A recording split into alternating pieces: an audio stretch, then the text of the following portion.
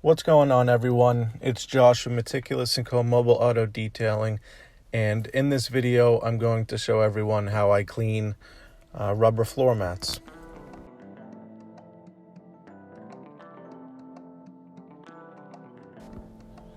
I'll start with showing you everything that I'm going to use in this video.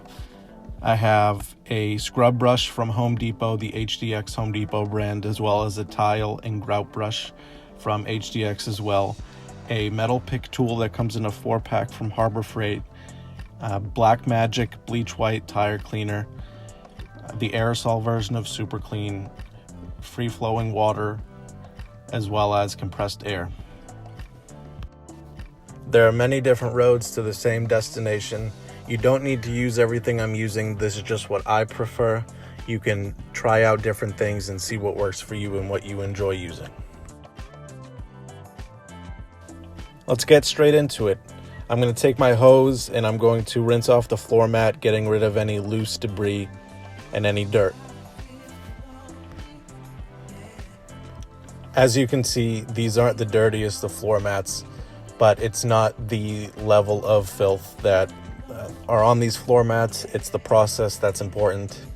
If you have floor mats that are much dirtier, simply use this process 2 or 3 times over. On the first floor mat, I'm going to use Black Magic Bleach White Tire Cleaner.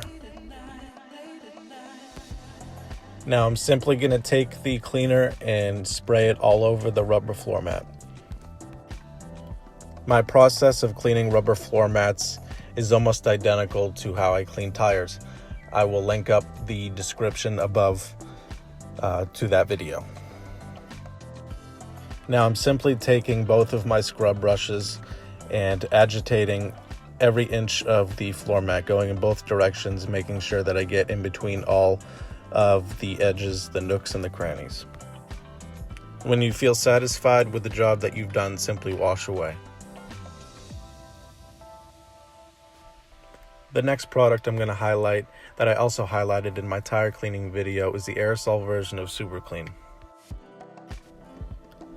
I said it in my tire cleaning video as well, the reason that I like Super Clean isn't just because of its great cleaning power, but because the aerosol version does come in a foam, so it gives you that extra dwell time on a hot day.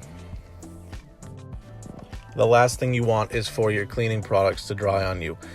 They could dry in a matter of seconds on a really hot day, and it could lead to staining, and you're just simply not going to get the job done. One of the last steps you can take is to use compressed air to get any loose water off of the floor mats. You don't need to do this. You can simply lean the mat up against something and let it drip dry, but for the sake of the video and moving on, I had compressed air readily available, and I'm going to use it to dry the mat off.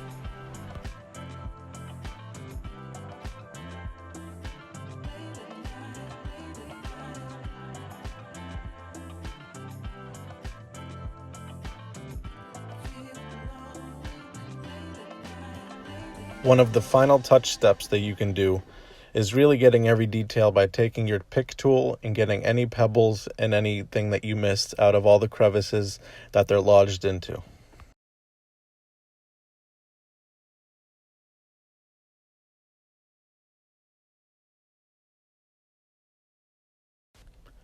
This last step is optional, and it's up to you and your personal preference, but you can take a water-based dressing and dress your floor mats before you put them back in to give it that extra pop.